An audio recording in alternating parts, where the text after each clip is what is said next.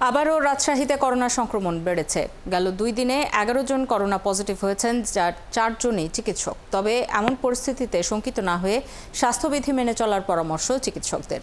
এদিকে করোনা রোগী বাড়লে পরিস্থিতি মোকাবেলায় প্রস্তুতি নিয়েছে রাজশাহী মেডিকেল কলেজ হাসপাতাল কর্তৃপক্ষ।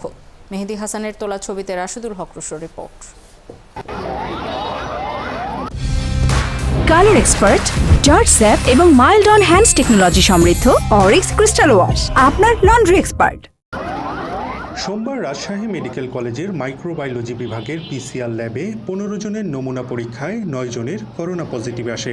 এর আগের দিনও 2 জনের নমুনায় করোনা পজিটিভ পাওয়া যায়। করোনা শনাক্তদের বেশিরভাগই চিকিৎসক।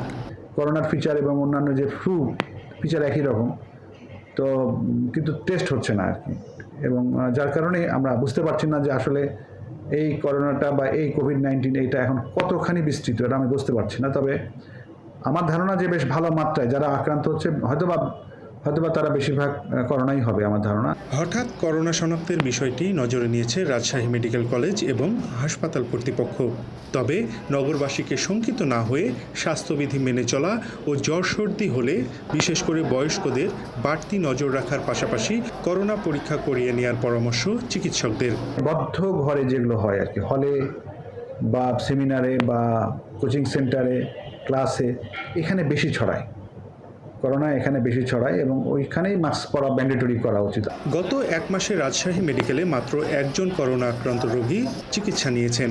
বর্তমানে কোনো করোনা রোগী ভর্তি না থাকলেও করোনা চিকিৎসার সব ব্যবস্থা রাখা হয়েছে বলে জানালেন হাসপাতালের মুখপাত্র।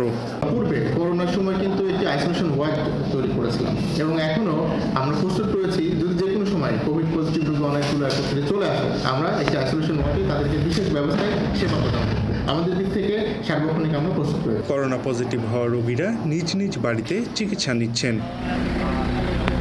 রাশিদুল হক রুশো, 71, রাজশাহী।